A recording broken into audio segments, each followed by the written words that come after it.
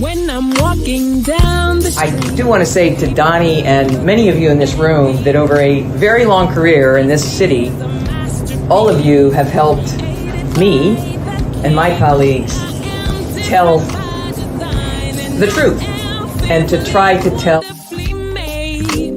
I may not look like you and you me, but my head up. I'm from South Carolina, so I just. What does this event mean to you, Miss Peggy Morris? Oh, my heart. Happy 20th anniversary. My heart is about loving up on my sisters. Do you know what it feels like to have your sisters in the room? Done. And dare to be different and unique. I'm gonna be the best me I can be by letting His glory shine through. I am beautiful, I am blessed, but not just what you see in the flesh. I'm free from people, free from myself. There's The doctor lived next door to the janitor, to the reverend, and the lawyer. We were together. Now we get so high and mighty that you create stress for your society because you don't like poor black folks either. That's a health problem. Get yourself together so I can stop being taking care of geriatric people and get back to pediatrics. I thank you, Doni, for all you've done. Let's keep doing it all the more. letting His glory shine through. Dare to be you, dare to be me, dare to be different and unique. I'm gonna be the best me I can be by letting His glory shine through. And I dare you, I dare you, I dare you to be you. First name's Doni, last name's Glover, in it to win it for the long haul, baby. Today, our guest is Venroy July. We're going to be talking about politics. It is my favorite season. We get a chance to get into all of the ins and outs of the city of Baltimore. So without further ado, we bring to you Venroy July. Good morning, sir. Hey, good morning, Doni. Thanks for having me. How you doing? Come on, man. Pick up that energy, man. You on the Emmy-nominated Doni Glover show, man. Where that energy, man? Don't worry. This is being high energy. You got to start off slow, Doni. You got to start off slow. well, let me let you take the screen. Tell us who you are. How about? Hey, good morning, all. So my name is Venroy July. I'm an attorney. I've lived in Baltimore for the past 13 years. Lived in Holland's Market in particular for the past 9. I am here speaking with Doni this morning because I am running for city council for the 9th district. Look, I am a heavy investor in the district. I believe strongly in the potential of that district. But the reality is that, the 9th district, in my view, is one of the most underappreciated, underinvested in parts of town. And so, quite frankly, it feels like it's very much kind of forgotten about, and we need to change that. The reality is that having lived there, I see the impacts that the years of underinvestment have had. And quite frankly, we just need an advocate who's going to fight strongly for us to make sure that some of the resources that I believe will be coming into Baltimore get into that part of town and not kind of continue to have the same the same things that have occurred in Baltimore and some of these communities happen in these communities going forward. And so, look, I am here trying specifically to replace the current council member who has been there for the past 8 years, and I just don't think it's been nearly effective enough. And so, quite frankly, trying to convince people that, we're not crazy. Definition of crazy is doing the same thing over and over again, expecting a different result. And so I know that we can get better. And so that's ultimately what I'm here trying to do. That's your opening statement. That is my opening statement. Yeah, that is my opening statement. So you are a lawyer. You're an attorney by trade. I am. I'm an attorney by trade. So I'm a partner at a law firm. I've been practicing for the past 17 years. I do corporate law. So I'm not going to court. I am helping to get deals done. And so I've kind of been working in that space my entire career doing M&A, private equity, early stage companies. I've used that to try to help companies that I can, particularly, to the extent that I can, using it to benefit our community. And so hoping that we can get to talk about that. So we are, but I just want to let you know that I'm finishing my master's degree in journalism up at Morgan State University. And my next stop will be. You taking the LSAT. That's fantastic. That's fantastic. Believe it or not, when I was in high school, corporate law was what I said I wanted to do. And so, yeah, we will be tapping you. No, absolutely. I mean, listen, feel free to reach out. I mean, the reality is that, it's cool and all to be, to have the degrees. It really just matters about how you actually implement them once you actually get the degrees. Law school ain't no joke. It's expensive, and we all know that there are some issues around the law school process. It is hard, but certainly worth it, because for me, some of the spaces that I've been able to get myself into, some of the rooms that I've been able to be a part of, I'm very confident I would not have gotten there if I was not an attorney and been able to kind of operate in the spaces with the kind of colleagues and partners and business owners that I've been a part of. So I've gotten to just see things that I've tried to share with our community that I know I probably would not have seen if I had gone another route. Tell us about that. Tell us about your upbringing. So I'm originally from Jamaica. Wagwan! Bad man, represent Jamaica all day, big up for the South. So I'm originally from Jamaica, lived there until I was 11. So my family moved from Jamaica to America. My mother came first and then brought the rest of my family over. So I moved to the Bronx, New York, which is a very tough part of town back then. Right. It was 1995, very difficult, hard upbringing. So we actually went to Catholic school. My mother really was afraid of us basically going outside. And so we were not allowed to kind of play outside for the first 2 years that I was here. Because I remember the first week we moved into our apartment complex, I think me and my father and my brother had gone somewhere, ran upstairs, my father fell asleep for like 30 minutes. We came back downstairs and our car was stripped, right? It was like that kind of environment. And so, you just didn't know nobody. The same thing would happen to me if I went to Kingston and I didn't have a bodyguard. I mean, I hope that's not that. I mean, that to me is not a good thing that would happen to you in Kingston either. But I mean, it's the reality. The South Bronx in the 90s, I don't think I have to make this up, right? The South Bronx in the 90s was a very, very, very difficult part of town. Hold up. Every time I go to Jamaica, I say, I want to go to Kingston. And they say, no, you don't want to go to Kingston. Nobody would take me to Kingston. Listen, I mean, Kingston is tough. I mean, Kingston damn skippy. But look, it's also changing. There's a lot of development going on there. And quite frankly, we've seen this happen over and over. It's happening in the Bronx now. All parts of New York back in the 90s were really, really difficult. People forget, and I'm going to use this because I think that's actually very relative to what's going on in Baltimore right now and why I'm in this position, why I'm running. The reality is that I remember being in the Bronx in the 90s. But let me finish the story, and then we can kind of come back. So I went to the Bronx. Went to a Catholic school for junior high school. We actually ended up going to that school because my father, when we were interviewing, we were actually leaving the school from our interview, and we ran into one of my cousins from Jamaica, who was my mother's cousin, who was a teacher at that school. So we ended up going to that school.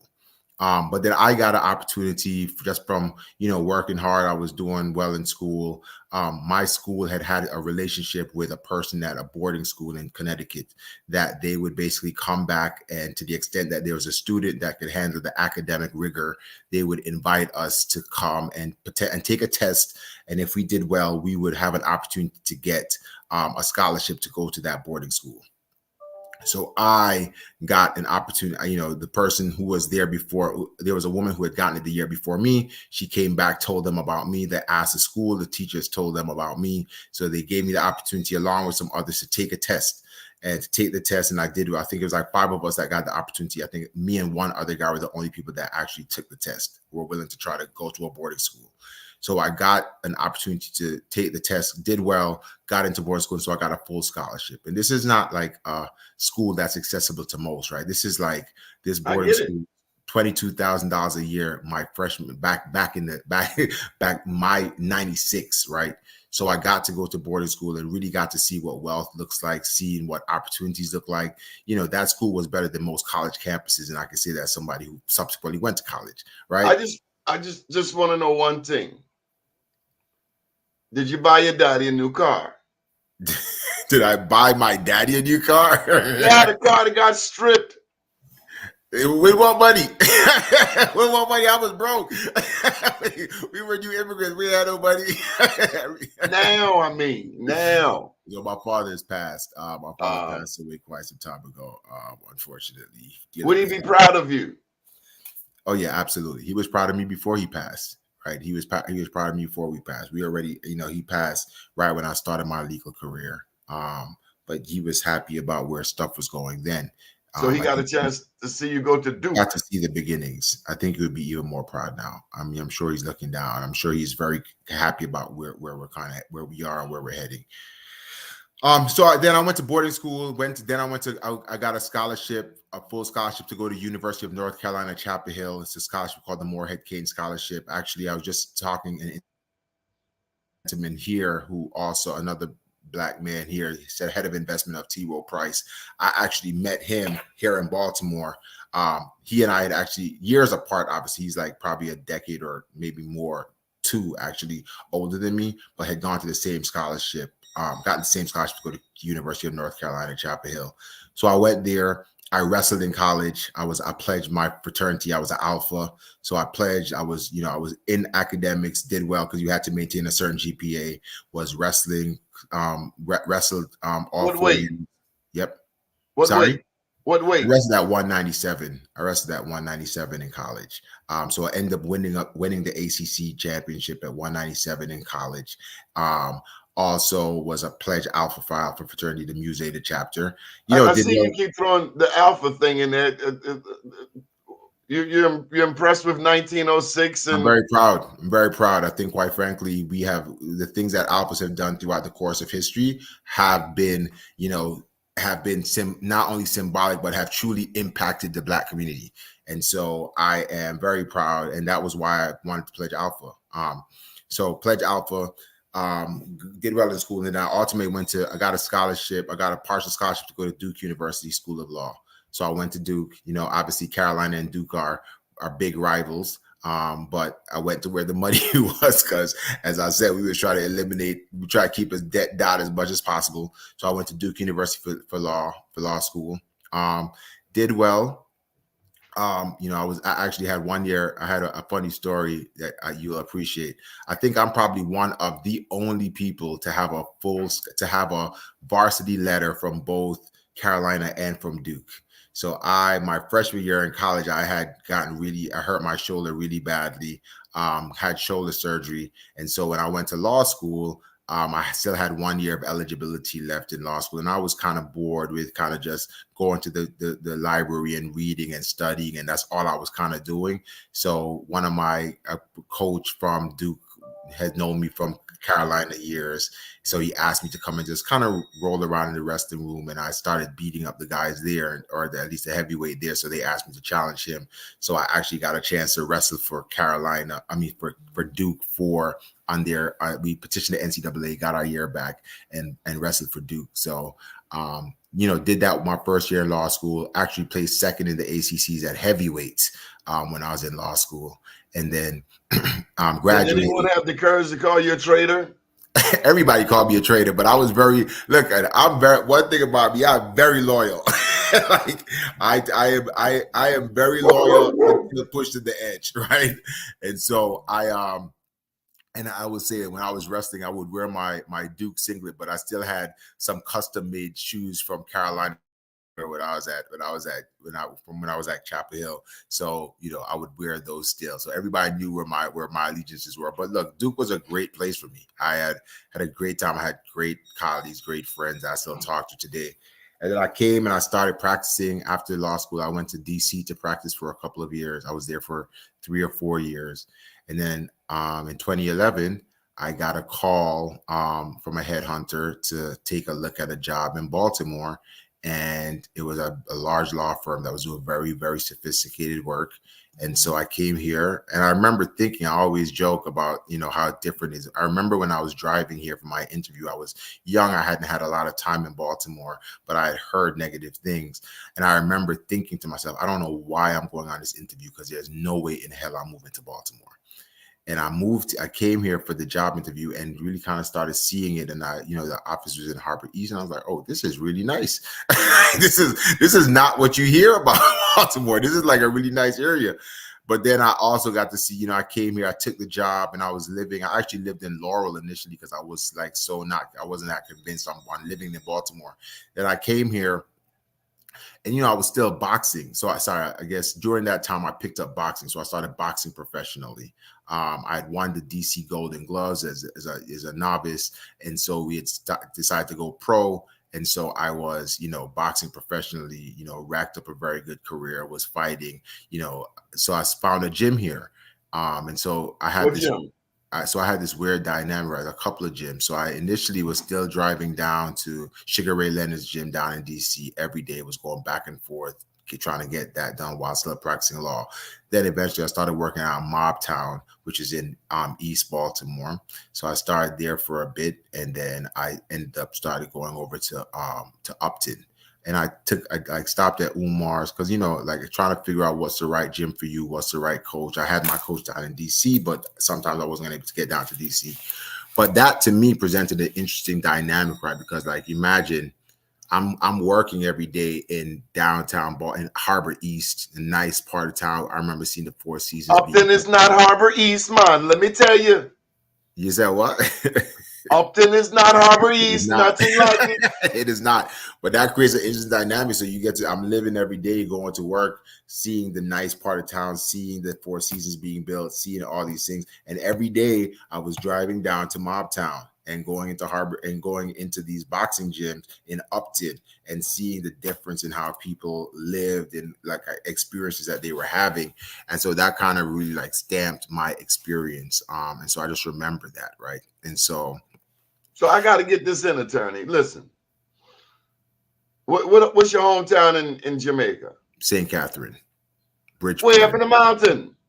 See, that's not in the mountain. It's by the beach. It's like down. It's like St. Catherine is like south. It's not far from Montego Bay. No, it's like 2 hours away from Montego Bay. St. Catherine. Something happened in St. Catherine. Is that where Nanny is from? Yes, so Nanny of the Maroons is not far from there. She's from one of the parishes that not St. Catherine, but close. She's up in the mountains because St. Diane, St. Elizabeth, they're side by side, right? Our family's from St. Elizabeth.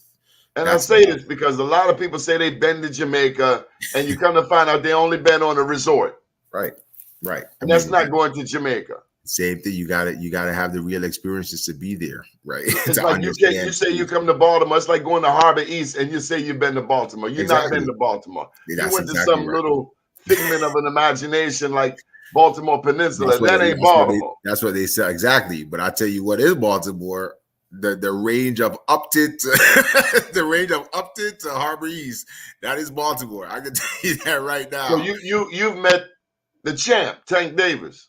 Yeah, I have pictures with me and Tank from back in the day. He met with my nephews. This is before he went pro, actually. I knew Tank from back then. Obviously he's doing well, extremely well. Everybody kind of knew he was gonna be amazing though. I remember coming up, Tank was always kind of everybody knew that he is the one, right? He's the one that's gonna come out and I just remember hearing about him for forever. But I imagine for where you come from, people said the same thing about you. Maybe not so much for boxing, for wrestling, but for something. Yeah, look, I think that it's funny though, right? Because I was always kind of smart, right? I was always bright. But I wasn't always the smartest or the brightest in the room. In Jamaica, I remember there were probably 3 or 4 of us that were really bright, and people I wasn't always the smartest. I think when I came to America and went to the Bronx in junior high, I was the brightest. I ended up winning valedictorian out of that school, and people very much had thoughts about what I was going to do. And when I went to college, I wasn't the bright either. But yeah, I think you're right. Like people were like, yeah, he is collectively, he's gonna do something. So look, let me just get this in because I know I'm the old dude in the room. More so than being the brightest, I imagine people could see your work ethic. Yeah. Yeah. I used to wrestle. Wrestling is not for the faint at heart. Plus, it's mano a mano. It's you're by yourself. You can't blame the first baseman. You can't blame the left tackle. It's one-on-one. It's you. You win or you lose. That is you exactly pin or you get pinned. You That's can exactly make weight or you can't make weight. Same with boxing. How many boxers miss out on a payday because they fat? Yep. Same. It's a level of it's like discipline on so many different levels, right? Because like I'll tell you what, one of the people underappreciate this, but one of the scariest things, like this idea of mano a mano, I gotta go and I gotta face somebody one-on-one. I'm exposing myself. If I get pinned in wrestling, if I get knocked out in boxing, I got to deal with the repercussions of people having seen that and the embarrassment that comes with that. You got to put yourself out there, right? Then you got to fight those battles by yourself, where you training by yourself. You getting up at when I was boxing, I would literally get up at 5 o'clock because I knew that when I was practicing law, I wasn't going to be able to always get to the gym in the evening because I might get on a deal and I might just be stuck at work till 1 o'clock in the morning. So I changed my schedule. I would wake up at 5 o'clock every morning and drive from Baltimore to Rockville, Maryland, because that was the only gym that I knew that was open at 5 o'clock in the morning, at 6 o'clock in the morning, that my coach could get to, because my coach was still coming from Bowie, Maryland. He could get there. I could get there. We could get there at 6 o'clock in the morning. I would train from 6 o'clock in the morning till 8 o'clock in the morning, having woken up at 5 o'clock every morning to drive there, and then deal with traffic on the way back from Rockville. You can imagine that traffic coming back into Baltimore. 2 hours. To work by 9:30 so that I could work all day. And so when I was fighting, you're right, people, that my moniker was Venroy Hard Work July, because everybody saw my work ethic. I was always gonna you were never gonna outwork me. Like that was the thing I prided myself on. You were never gonna outwork me. And even when I was trying to figure out being an attorney and trying to do the law thing, everybody knew, if you put me in the opportunity and give me a chance, I'm gonna figure it out, and I'm going to work my butt off, and and you're not gonna outwork me. And so that was kind of something that I've always kind of had. And so now, now I'm entering the political realm, and that's the same. You're really testing the waters. You're never gonna outwork me. So I see that, like, I'm in this race. We talked about the fact that I'm like extremely loyal, but I'm extremely loyal to a point, right? So the person who I'm running against is actually a person who I've known for 20 years. He's my frat brother. I'm proud of Alpha, and look, I quite frankly wouldn't want to have to run in this race. But the reality is that, I'm loyal. People were trying to get me to run last time. I remember Anthony McCarthy called me and asked me if I wanted to run because there was such dissatisfaction with what was happening in the district. And so he would ask me and say if I want to run against John Bullock. And I said, no, I've known John since I was in college. That's my frat brother. He's actually, really connected to my chapter. And so, I see that his reelect him is floating on the bottom of the screen. But like people were asking me to do it then, and I was loyal. I said no. But then at some point you start to see that, district is not being brought forward. You're seeing all the development that's happening in other parts of town. I sit on the boards of Park Heights Renaissance. I sit on the board of EBDI, and you see kind of how other council members are pushing to get those districts money and other funding and other resources. And I'm sitting there as a developer as well, having spent, I've bought a number of properties in Southwest Baltimore in my district, and realizing that, like, look, I can't get my trash picked up. Like, and I own a block of properties and I was buying stuff when people were telling me, why would you go and live in Highlands Market? I was buying stuff when I was literally running drug dealers, like telling them, like, you can't come and sell in front of my house. Like, I was going and having these conversations and getting people, dope boys, off the corner of in front of my house from selling drugs. Which is probably the boldest thing any man can do in Baltimore in America is stand up to the dope man when Listen, there's no I cops. ain't gonna try to be no superhero. I'm just like, hey man, you can't. I'm putting money here. You can't. Are you familiar with the Dawson family? Huh? Are you familiar with the Dawson family? The The Dawson. Dawson family was in East Baltimore, and they stood up to drug dealers, and the whole family was firebombed and killed. Might have been one survivor. Like I wasn't trying to be a superhero. I was just. But this is what it takes. Yeah, no, I mean, I was like, I'm not trying to be a superhero now. Like, the reality is that I would come out every morning and see them, the transactions happening. And my thought was, honestly, because it wasn't like an operation yet. It was like a guy was coming out and feeling out the corner. And my view was, you got to nip it in the bud now, because if they get a stronghold and start getting real traction on the block, like that's when it becomes dangerous. Like I was doing it when they started. Have you seen a dope line before? A dope line, yeah. I mean, what do you mean? You mean like when they are the strings coming up to try to buy? Absolutely, it still happens. I've seen it like within a couple of years ago.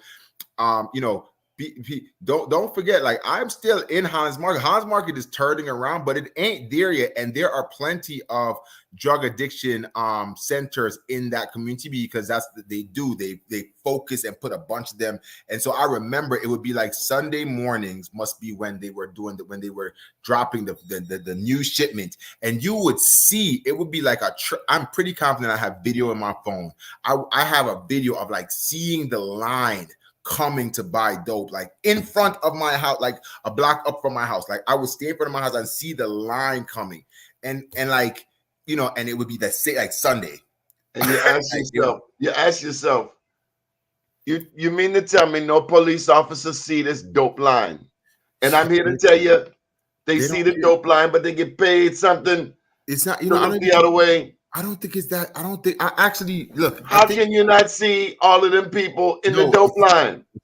I think that the issue is that you're right. They might be. You don't see all of them damn people. There's not any attention paid to that part of to my part of town, I guess is what my point is. Oh no, somebody getting paid to look the other way.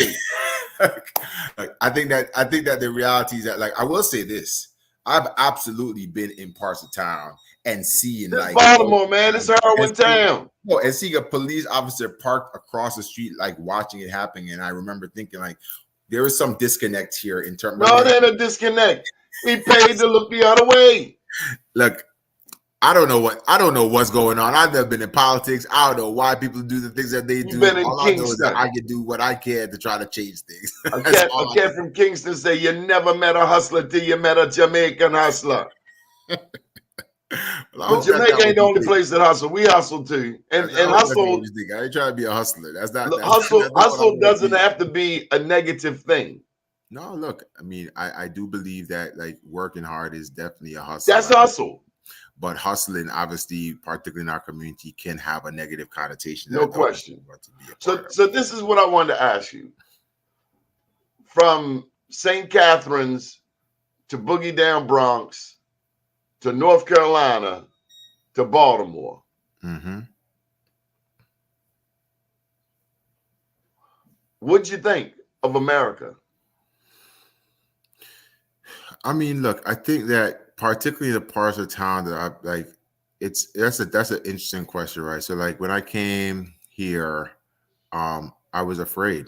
Like, not because I was afraid of the people, but like, we lived in a really tough part of town, and if you're not allowed to go outside, your mother tells you can't go outside to play because of the fact that, like, it was a tough part of town. Like, as we got more accustomed, we were able to go play basketball in the basketball court, because we lived over by, like, Yankee Stadium, not far from there. So I would, like, go run, I would go play there. But you kind of get used to the environment, and you can get accustomed. You can figure it out, right? But, like, you get to see, like, at first it was like, okay, damn, you're in the Bronx. But then I did get to go to school in Connecticut and saw, just like how wealth and the difference in lifestyles people are. Then you go down south, the transition from north to south was weird and different, right? So, you had heard all these stories about like the racial dynamics down in the South. I went down there in North Carolina, but I was also wrestling. So I was predominantly white sport, right? And so you get to see these differences. And then you come to, I was in DC, and then you come to Baltimore, and you get to, it's really, I think when I got to Baltimore, that I really started paying attention to the racial dynamics and how things have happened to Black communities that have led us to where we are now, and the impact, the generational impacts that it has. Do you know that Baltimore is the home of segregation in America? The home of redlining. No, absolutely. I mean, I know that. I learned that a while ago, and you get to see the repercussions of that. And you see the repercussions of butterfly, and you see why places like Upton continue to struggle, why places like where I am continue to struggle, how you hear about the highway to nowhere, which is in the 9th district, and how they completely disregarded Black communities, and how we end up where we are, right? And so, it's with that kind of understanding that I'm like, all right, well, we got to get people who understand economics and understand the dynamics that have happened to these communities over years, and don't look down upon those communities, right? I live there. I'm in it. I see it every single day. I live in Hollands Market, and I've been buying in Hollands Market because I said to people, hey, I see value, and I know what there's value here. So y'all can keep talking about why you come to live over here and how you living over here. But people in my community, I'm very cool with them. I talk to guys that I've had many experiences where guys who, might not present a certain way.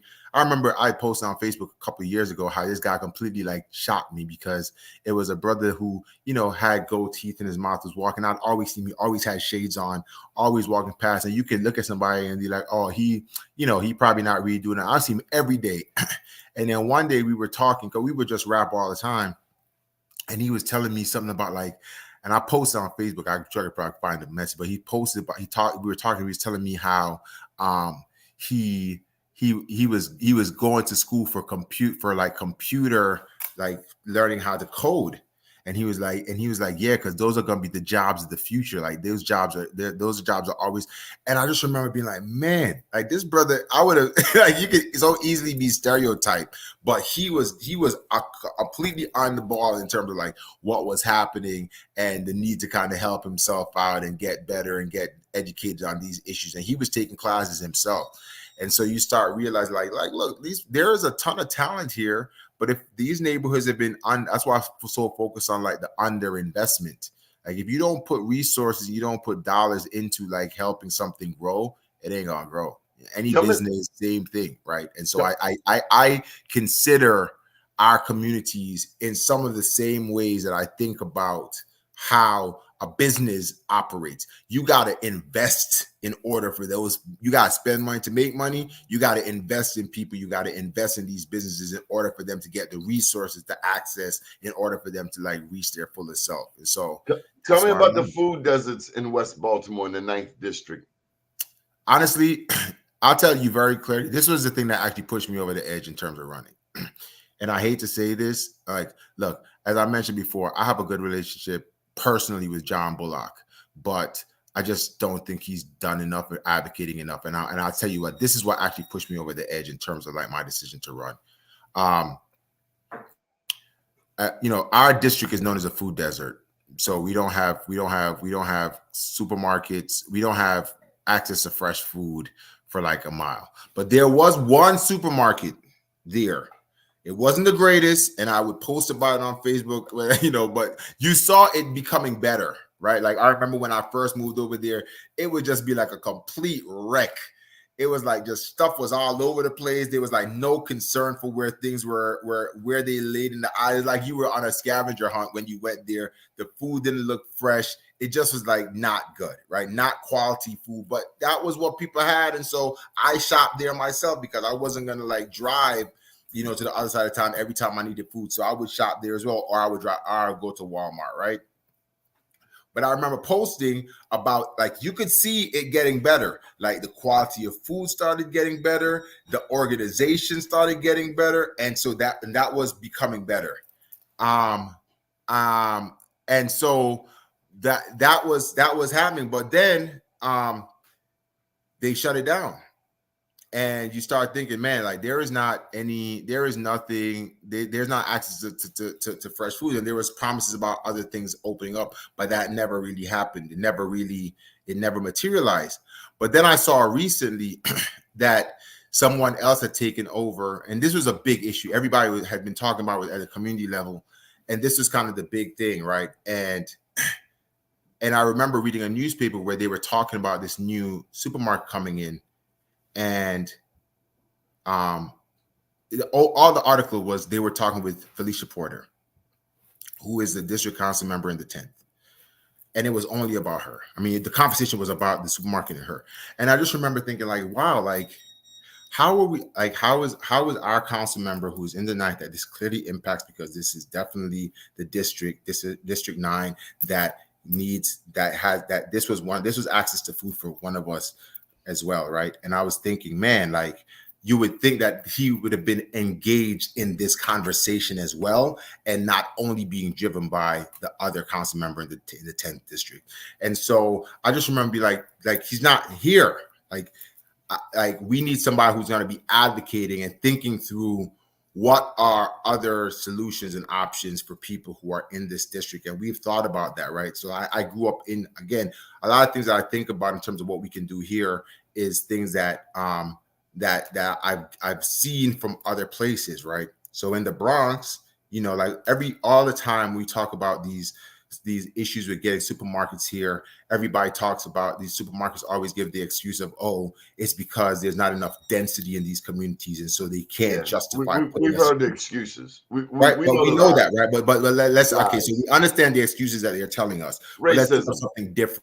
So years ago, I remember thinking about, I was looking at the laws on Maryland. I was like, you need to incentivize people to open up supermarkets that provide fresh food, or smaller footprint portions in these communities to allow people to have access to fresh food. And so I wanted to give an incentive that there's actually a tax credit on the books that actually incentivizes people to open up supermarkets. The problem with that with that incentive is that the square footage that you need is like a Walmart, right?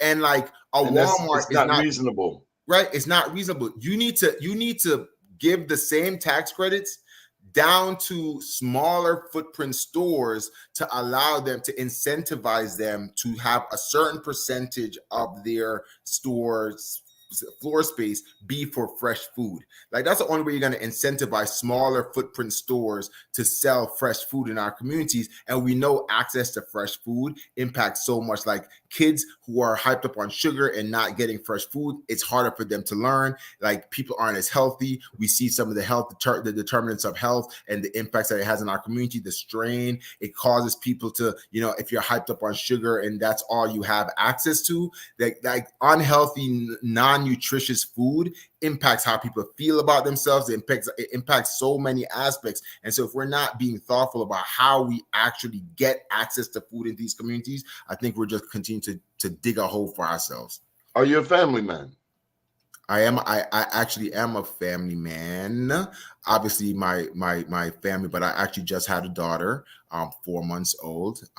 So I'm dealing with that I am in the middle. I am in the middle of that. Real good advice, buddy. A little boy, you give him a toy, put him in the corner, it won't bother you. Little girl, she want everything. And I'm here. I'm here. I'm trying to give everything.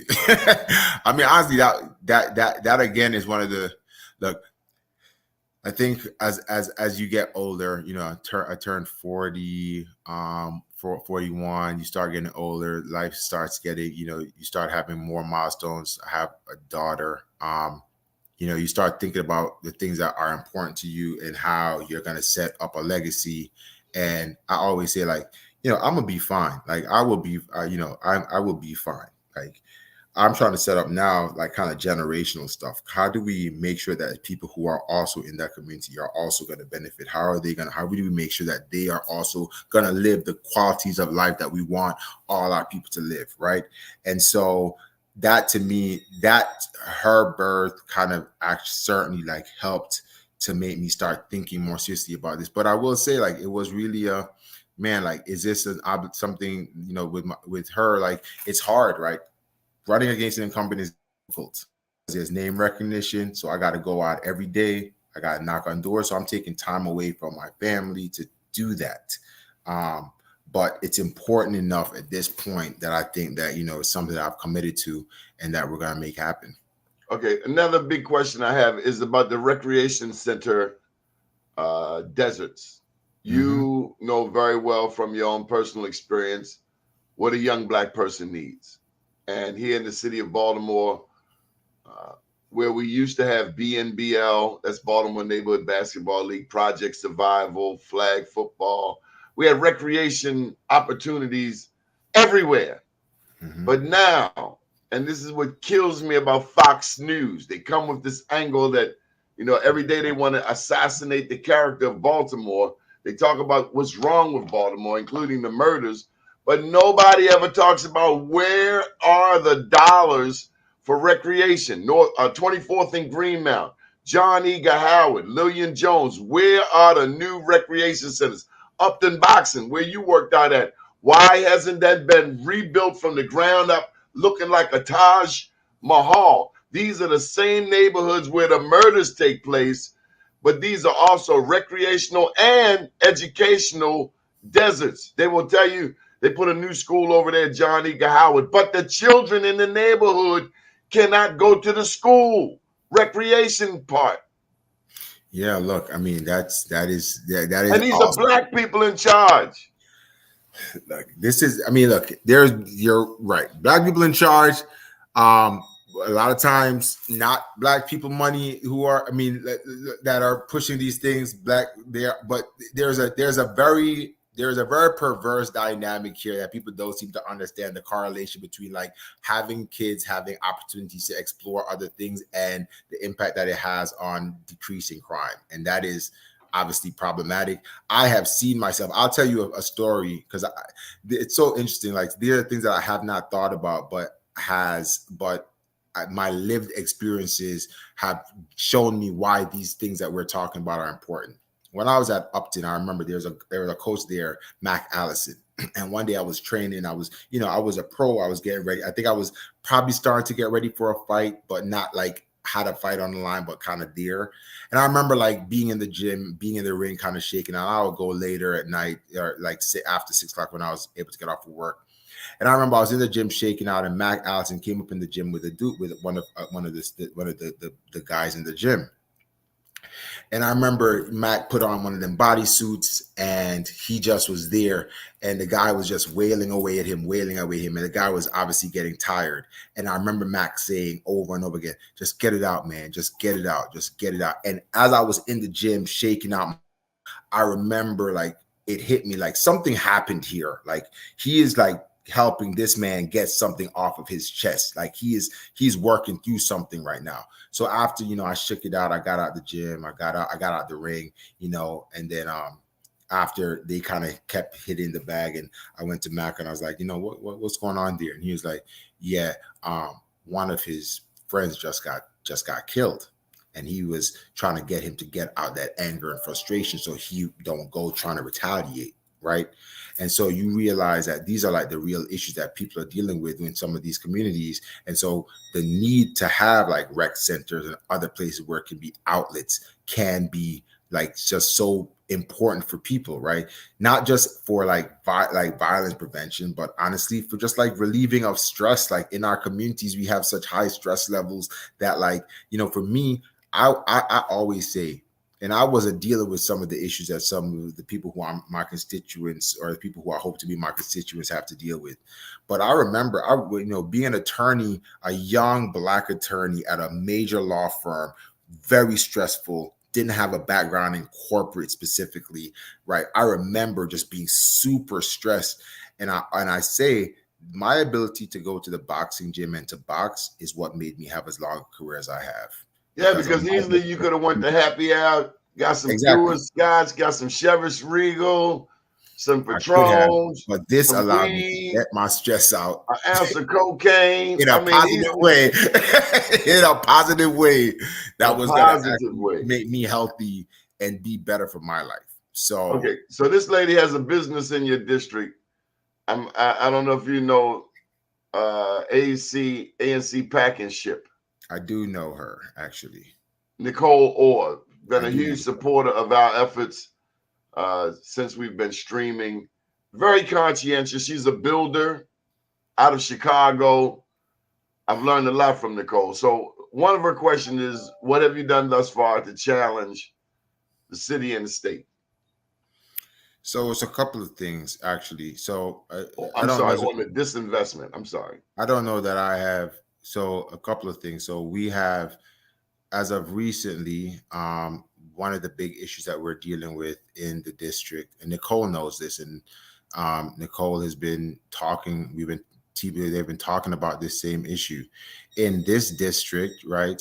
So I know I came to because of the fact that, as I mentioned before, myself, along with some other friends of mine, I'm heavily invested in the area, and so we actually purchased a building in a block of buildings, so the 1000 block, the majority of the 1000 block of West Baltimore Street.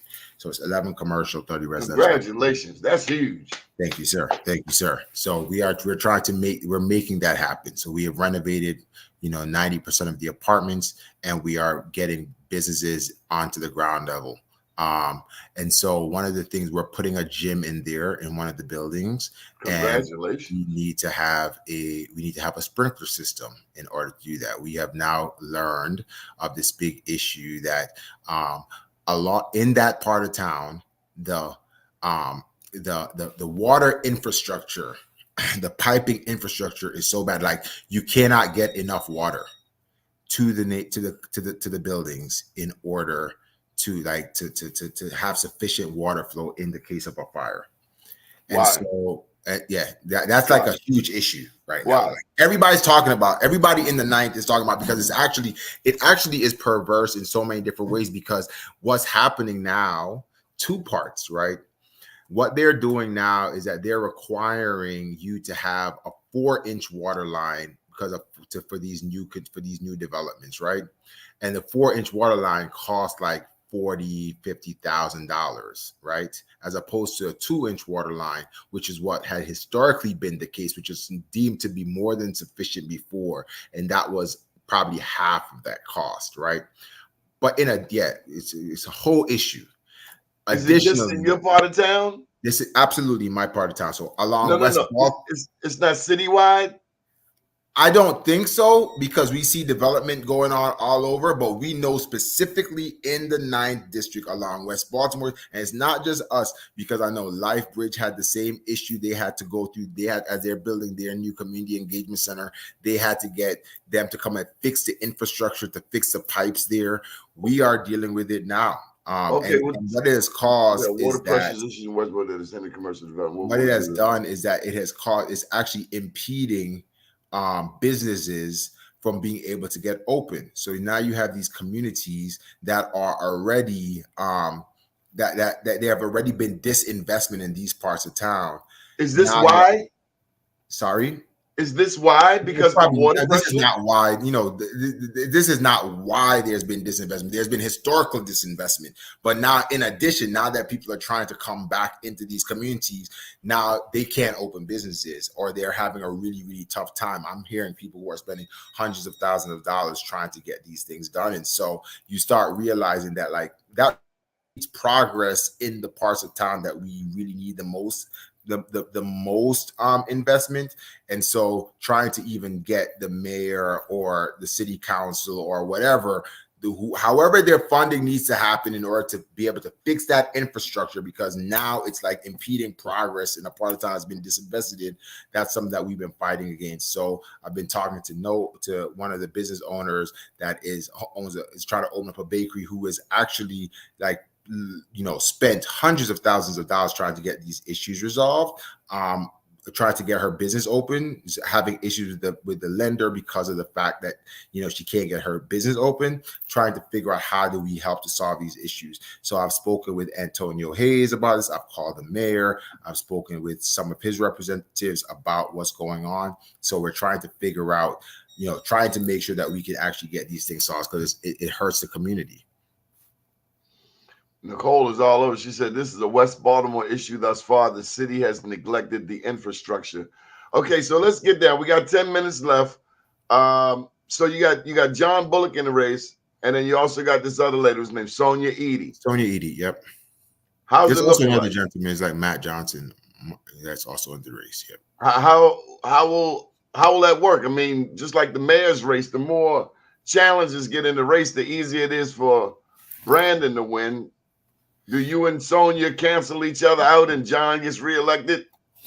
Look, I'll be very clear, right? When I was running, I didn't just come at it haphazardly, right? The first person I spoke to when I was going to run, when I was thinking about running, is John Bullock, because out of just respect to him, having known him for 20 years, I I said, commend you for that. And huh?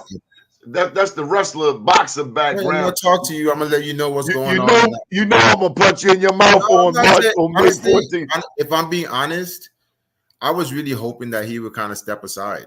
I mean, if I'm being frank, I was hoping. There's always been bubbling. He can't do that, man. He got Senator Hayes behind him. He got people who have invested in him. He can't just So walk that's away. right. So like I went. I mean, I'm glad you're saying the names that you're saying. The first person I spoke to was John. Told him, he tried to, we had a conversation. I'm not going to go into what the conversation was, but I was ultimately trying to get him to step aside.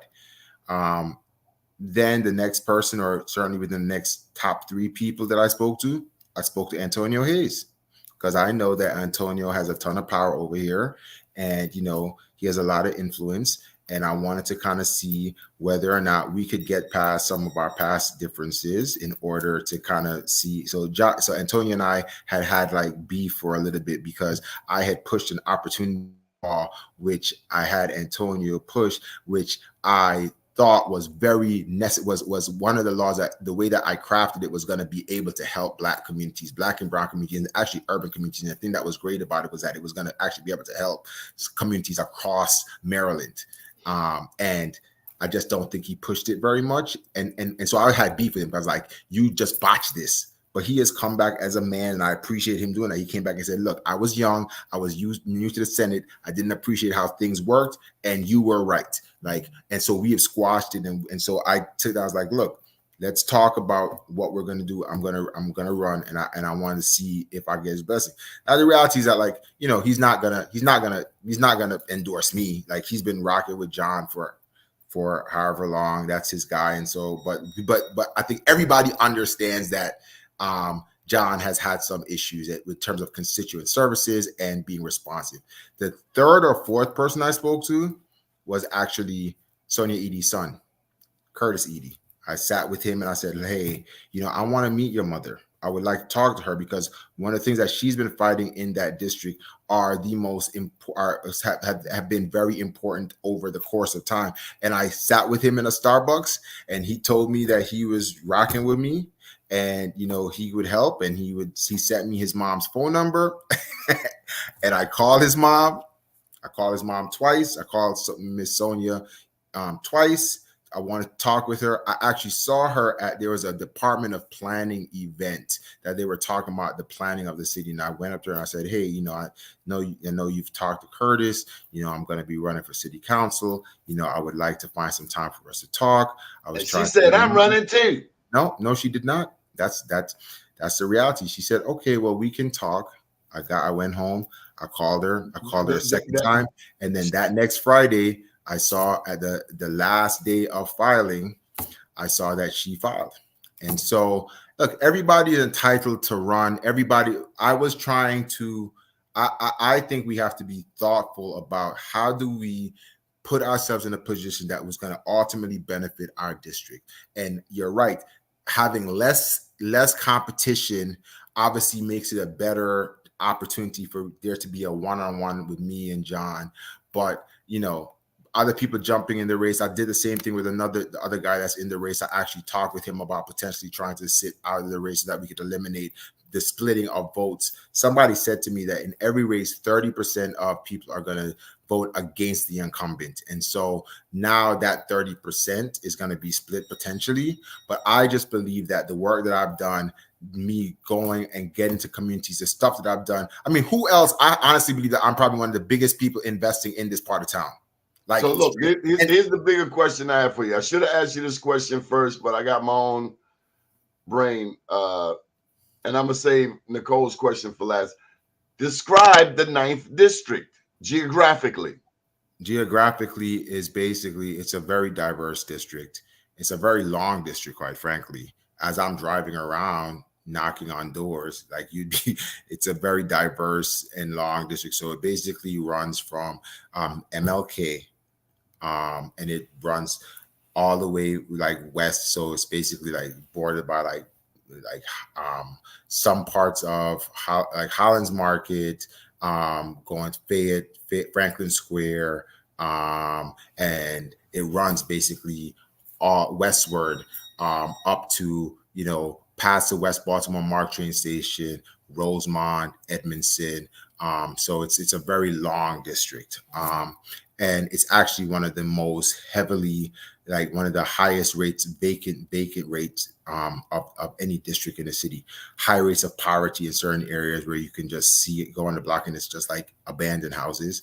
But it also includes the West Baltimore Mark train station, and it also includes the highway to nowhere. So it's just there's a lot of issues, but also a ton of assets that are available in that district that we need to kind of galvanize to make sure that those people, those communities get the benefit of the money that I think is ultimately going to be coming into West Baltimore.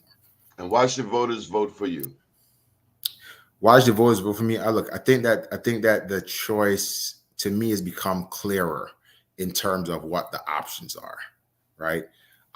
So we have, there are options in terms of, there's a person who has been in office and who has, in my view, been ineffective in terms of doing the things that we have been talking about. And he's been there for 8 years, and I like him personally, but I just don't think he's been effective.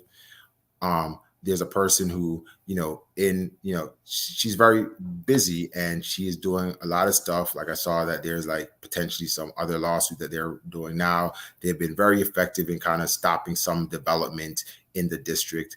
I am not someone that is against development. I think that in these communities, we absolutely need development, but we need to do it in a way that doesn't ultimately displace people. So I am a person who has been here. I have been living here. I have been trying to invest here. I have been trying to grow businesses here. I have been here and been doing it for the past 9 years and putting my own money up to try to get this neighborhood to be better. And I believe that people will vote for me because of the fact that they realize that, look, I am authentic. I am who I am. I am here, but I understand the business. And quite frankly, you cannot keep bringing a knife to a gunfight. When we talk about all this money that's coming into Baltimore and how it's not right places, and we keep having people that don't understand how money flows into these conversations, I am not that. Like, I understand. That's what I deal with every single day. And if you wanted somebody that's going to be able to advocate for you and figure out how do we do things that make sure economically and financially going to benefit to the people in those communities, I think I'm the best choice. I think that I not only care, but I add just a skill set to actually be able to negotiate and get the things that we need to be done in this district. I have people who I've known and worked with throughout the city council, who they know me, and I think we would ultimately be able to work together, even though now, nobody wants to come off with the incumbent, and I get that, right? I understand that, but the reality is that we need something different, and either we do the same thing over and over again, and if that's the case, West, the 9th district will continue to do what it's doing. And I'm sure that there'll be money that comes in from Amtrak, and we will turn around and be upset that, we don't get all of it or get enough of it, or, we continue to see displacement, or we see continued disinvestment.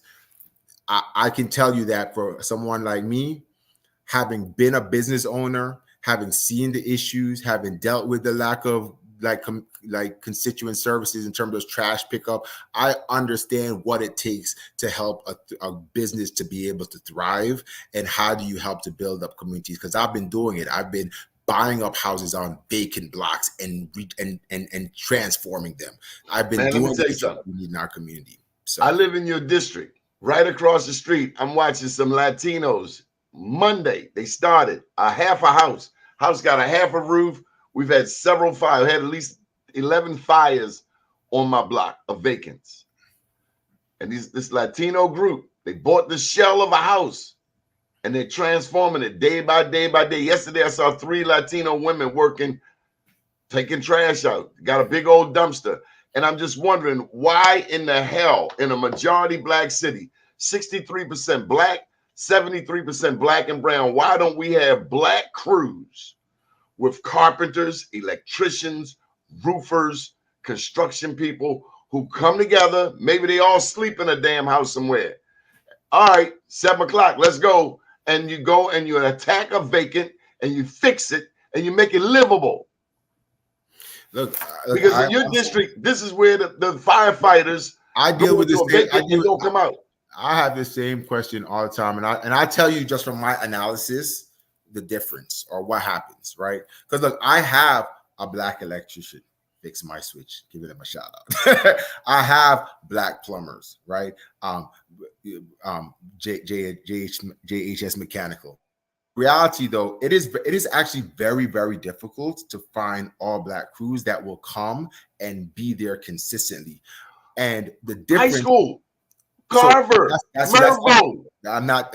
Let me finish. That's one of the things I've been talking to with my electrician and my plumber is why aren't we provide? We keep talking about where the hell is Sonia Santalisa's?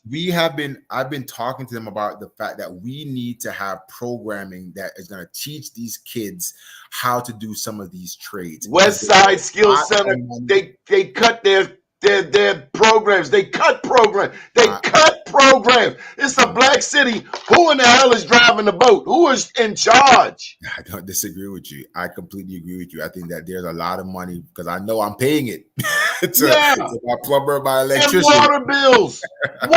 Tell me about water bills before you go.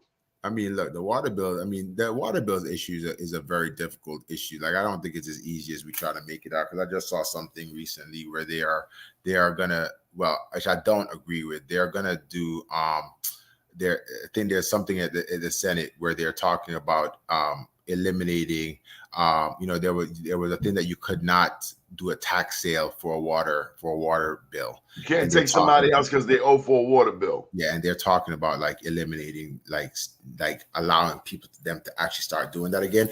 I think that's a terrible idea, but we do need to figure out a way to incentivize people to pay for their water bills. But what I think, and what I've proposed before, is that you should give people actually a discount for paying their bills early.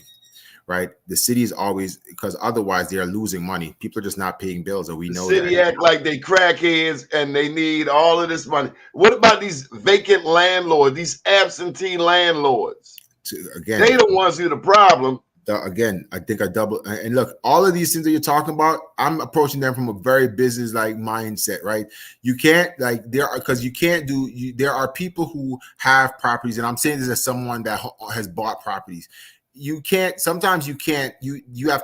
the permitting process, and or you might have other projects that you're working on and you're just trying to get to that. You're trying to phase them in. So you don't want to do like a broad brush, but what I do think you have to do is you have to both provide incentives for people to actually do the development and to punish. So I'm very much a carrot and a stick approach. I think that to the extent that you are allowing people incentives to actually get these projects done, great.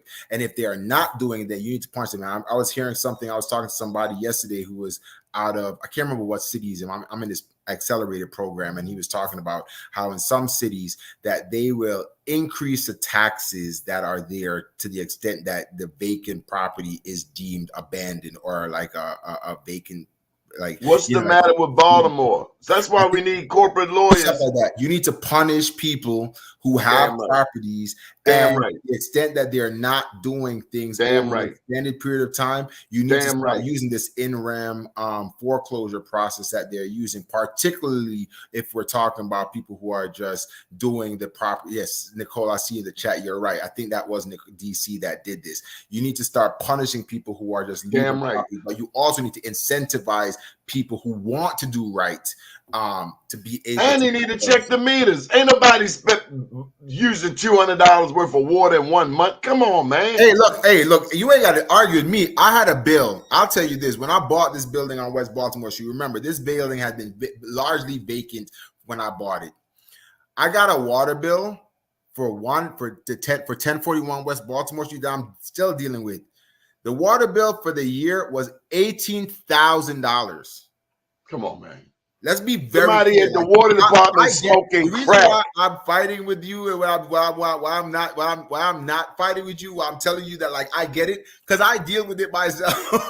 I got an $18,000 water bill for 1 The city year. should be sued, and I expect you to sue them. We got to get out of here, Venroy. How can people get in touch with you? Look, I'll first give of you the all, to screen. the extent that you can email me at July4citycouncil@gmail.com. You can also please go to the website. My website is venroyjuly.com. That's B as in Victory, E, N as in Nancy, ROYJULY.com. We are going to be in your area if you're in the 9th, knocking on doors. And so obviously you can reach out, but email or going on our website and you can. How you get a last name like July? I ain't never met nobody last name July. Hey man, look, vote July in May. I'm gonna use it as much as I can.